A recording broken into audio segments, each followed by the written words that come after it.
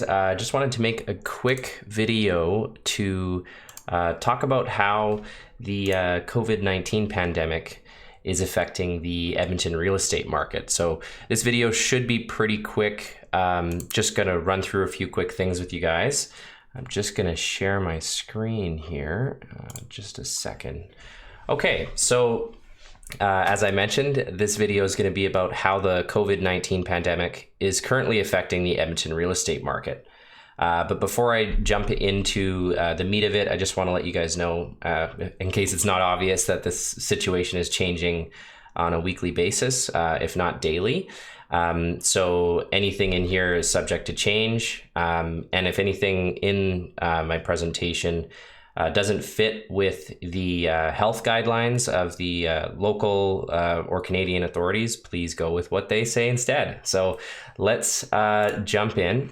So the three main things that I'm going to cover in the video is how agent, buyer, and seller behavior has changed in response to COVID-19.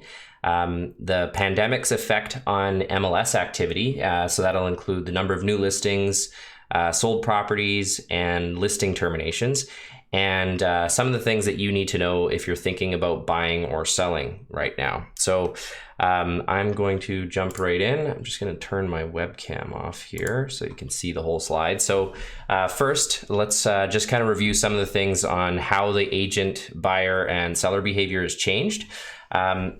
So first off, the Alberta government has declared that real estate agent services are essential services and are therefore not subject to public health restrictions, only if they follow all public health guidelines, including physical distancing measures. So please check www.albertahealthservices.ca/topics/page 16997.aspx for up-to-date information on this. Depending on where you're watching, I should have a link to that as well. So I'm just going to list some of the things that agents and buyers and sellers are doing right now. It's not the same across the board, but I just wanted to provide some examples of what's been going on and what people are doing right now. So agents, brokerages, and clients are all cooperating right now to eliminate face-to-face meetings by using things like their phone, video conferencing applications like Zoom and Skype. Agents are having conversations with their clients to discuss risk factors and risk mitigation strategies.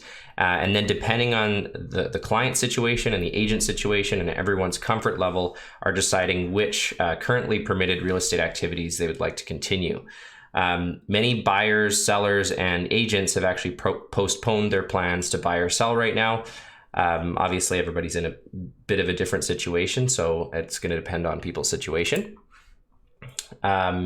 Agents are asking clients about their health and wellness, and if anyone is ill or has symptoms of illness, has traveled outside the country, or has been in contact with someone who has been diagnosed, then agents are refusing to do showings, obviously. Showings are generally being discouraged unless necessary, and buyers are advised to only book showings for homes that they are truly considering purchasing after thoroughly touring homes online. This can be done by looking at all the MLS photos, virtual tours, listing videos, floor plans, and live streams created by listing agents. It's also encouraged to map out the exact location of the home and complete a drive-by to do everything possible to eliminate a home from the list before pursuing an in-person showing. For showings that do happen, sellers have generally been advised to open all doors within the home, leave all lights on, provide hand sanitizer at the entrance of the home, and provide a notice to buyers that says something along the lines of look around, but please refrain from touching switches, doorknobs, or using the bathrooms. All right, so just a couple things buyers and agents are doing.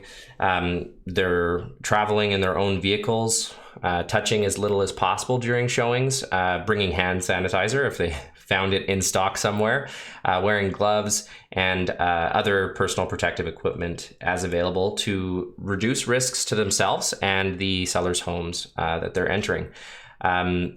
many of you probably already know this, but open houses are no longer allowed. So that's been something that it was either the Alberta Real Estate Association or the board prohibited at this time. All negotiating, consulting, and paperwork is being done electronically whenever possible. In the age of the internet and technology, we're able to use all sorts of things, and a lot of agents have been doing this for a long time, so it's common practice, and everybody's really making sure to do that whenever possible right now. And many other precautions besides what I've listed here are being taken. I just want to let you guys know that this list is not complete and it could change at any time. This is just meant to show examples of what is happening right now, and does not include all current recommendations from the Public Health Agency of Canada, the Alberta government, or the World Health Organization. So that's the first section I wanted to cover. About how agents, buyers, and sellers have changed their behavior in response to COVID-19. The next thing I wanted to jump into is a little bit of statistics, actually, and show you guys the effect it's actually been having on the market, on the MLS so far. So this chart here, I've shown 3 different stats: the number of new listings, properties sold, and terminated listings. And this is just on a week-by-week basis, starting at the beginning of March. So week 1 is March 1st to the 7th, week 2 is March 8th to the 15th, etc. So as you can see, new listings in the first week of March, this is just in Edmonton, by the way, so it doesn't include areas outside of Edmonton, but you can see that it's trended down. So the number of new listings in week 1 was 625, then 567, then it dropped down to 419, and then 250 in the last week here, leading up till I think the 28th is when that ended for my stats. So as you can see, the number of new listings coming on the market has declined, when normally at this time of the year it would actually be increasing as we get into the spring market. The next piece of information we got here is the number of properties sold. So we had 175 that sold in the first week, then 209 in the second week. Then it dropped down in week 3 to 189, and then in week 4 down to 139. So we've also seen a reduction in the number of properties that are selling. This stat will lag behind the new listing stat a little bit, because it takes time for properties to actually be considered sold. So typically you might have a period of 10 days after an offer's been written before a property would become sold. So it took longer for everything that's been going on with COVID-19 to start to have an impact on the number of properties selling. The third stat that I've got here is terminated listings, which doesn't appear to have much of an effect on this. This is listings that have just been terminated, like taken off of the market permanently. We had 67 in week 1, 52 in week 2, 85 in week 3, and 78 in week 4. So it looks like there has been an increase in week 3 and 4, but they're still not substantially higher than in the first week of March. So not affecting that as much, but definitely seeing a difference in the number of new listings coming on the market and the number of properties that are selling, which is to be expected. So the last thing that I wanted to cover is what you need to know if you're thinking about buying or selling right now. I've just put a couple things in here at this point. I can save a lot of this for another video, but just wanted to point out that everyone's situation is different, and that you need to assess your own risk and risk tolerance before deciding how to proceed. And you should be discussing COVID-19 with your realtor. COVID-19 is a significant health concern for both you and your realtor. And as part of providing competent service, industry professionals are expected to work cooperatively with clients to find a solution for relieving the concerns of everyone involved. So you need to have an open dialogue with your realtor, or if you don't have one yet, with the realtor that you're thinking about working with. And lastly, I would definitely encourage you to check out these resources that I've got here. The first one's the Alberta Health Services. Unfortunately, the link's not exactly easy to follow, but this one with page 16997, let me just bring that one. That's this. So this is information for Albertans on COVID-19. There's a whole bunch of information on this from Alberta Health Services, but they've got the number of current cases, deaths, all that kind of stuff, and a bunch of guidelines and advice on what you should be doing. So obviously you should be following all of this before you consider anything that I shared in this video. There's way more information on this website. So you should definitely be checking that out if you haven't already. The next one is RECA. So this one, that's the Real Estate Council of Alberta. So they've got a bunch of information on here as well. This piece was actually geared more towards realtors and industry professionals, but you can still come check this out.